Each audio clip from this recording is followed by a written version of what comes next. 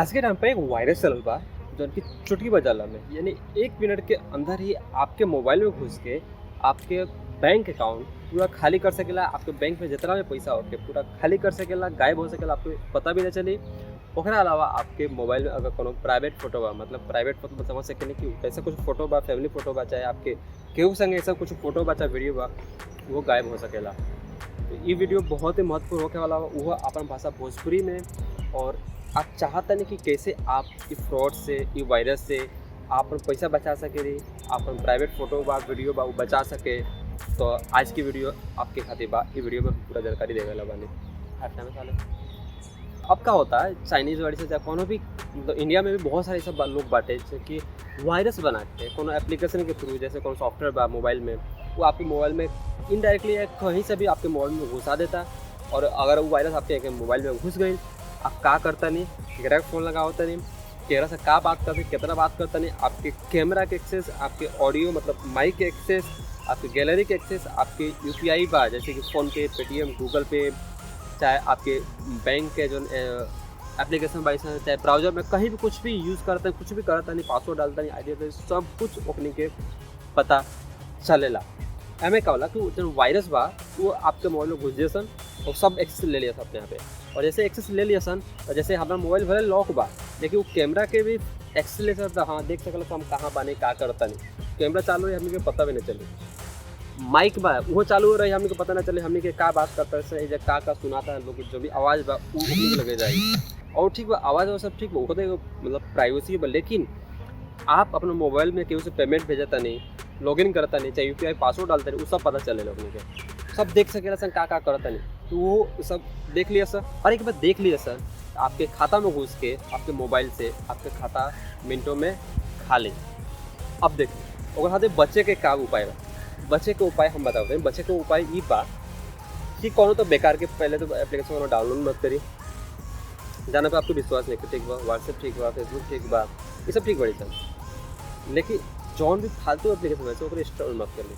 अच्छा लोग कौन जरूरत भी भा आपके एप्लीकेशन के इंस्टॉल करे के, आप प्ले स्टोर से करिए। आप डायरेक्टली कहीं गूगल में जाकर सर्च मत करिए, चाहे टेलीग्राम से मत करिए, फ्री के चक्कर में मत करिए। कोई भी एप्लीकेशन ऐसा बा जो लोग फ्री के चक्कर में रहा, जैसे कि नेटफ्लिक्स बा, अमेजोन प्राइम बा, चाहे कोनो भी एप्लीकेशन बड़ी सन, तो वो लोग सोचे ला कि इसे लगता है इनमें तो महीना के साल का पैसा दे तो हम फ्री में किंग यूज़ करी। तो लोग टेलीग्राम पर जाला जैसे इंस्टॉल करेला और यूज़ करेला, ये सब गलत बा। कभी भी ये चीज़ ना करे के चाहिए। काहे ना करे के चाहिए, काहे से कि जो फ्री में एप्लीकेशन जो मुझे मिला करी सन, जो ओरिजिनल बाड़ी सब कभी एक बड़ कंपनी का ना करे। लेकिन फ्री में क्या होता है, जैसे कोनो भी हैकर बा चाहे कोनो बा वो एप्लीकेशन के अंदर घुस के वो कुछ कोडिंग में चेंज करके और दे देला कि हाँ लोग फ्री में यूज़ कर सके। अब फ्री में यूज़ करने में क्या हुई, वो अपन बीच में वो इतना मेहनत कर काहे करे, वो वायरस आप घुसा देगा। आप टेलीग्राम से चाहे कहीं भी गूगल में जाकर कहीं से एप्लीकेशन डाउनलोड करनी, तो वो घुस जाए आपके मोबाइल में, वो एप्लीकेशन हो जाती है और आपके मोबाइल में वो धीरे धीरे घुस जाए। मोबाइल में घुस जाए वो सब पता चले कि आप का करता नहीं, क्या कितना पैसा बा, कैसे बतियाओ तनी, का फोटो बा, आपके आईडी का बा, आपके पासवर्ड बा, सब कुछ ओकरा पता चली। और एक बार पता चली हाँ रहो आईडी पासवर्ड हमारा पता तो हम आपके कुछ भी कर सके नहीं, उस चीज़ वही में बात है। तो अगर आपके कोनो एप्लीकेशन यूज़ भी करेगा बा तो प्ले स्टोर से करें। प्ले स्टोर से एक तरह से सेफ बा। सेफ क्या है बा, कैसे हम को एंड्रॉइड डेवलपर है, हम खुद एप्लीकेशन बनावला बनी, उनमें कहा होला जैसे हम कोनो भी एप्लीकेशन बना के प्ले स्टोर पर डालम तो वो कुछ टाइम लगेला। खुद गूगल के जो प्ले स्टोर बा वो वेरीफाई करेला, जब कोड में लिखा रहेला, कोड से जो भी सॉफ्टवेयर बनेला कोड से बनेला, तो कोड में कोनो वायरस तो नहीं है, कोड में कोनो गलती तो नहीं है। जब एक्सेस लेता आदमी, जैसे कि कैमरा का बताओ, कैमरा, माइक, गैलरी सब कुछ लेता, वो काहे लेता, सब चेक करी और डाउट जाई और वायरस मिली तो अप्रूवे ना करी, तो यानी प्ले स्टोर पर अबे ना करी। कोनो भी एप्लीकेशन डाउनलोड करता नहीं, अगर जरूरत बात है आपके तो प्ले स्टोर से करी, फ्री के चक्कर में मत करी। फ्री के चक्कर में आपके बहुत बड़ा फ्री हो सकेला, समझ ली। फ्री मतलब समझ लीजिए क्या हो सकेला, आपके बैंक फ्री हो सकेला, बैंक अकाउंट फ्री हो सकेला, मतलब पैसा ना हो फ्री हो जाए। आपके चीज़ ध्यान रखने के बाद फ्री के चक्कर में क्या पड़े के, और जो भी एप्लीकेशन डाउनलोड करेगा इंस्टॉल करेगा वो प्ले स्टोर से ही करेगा बा।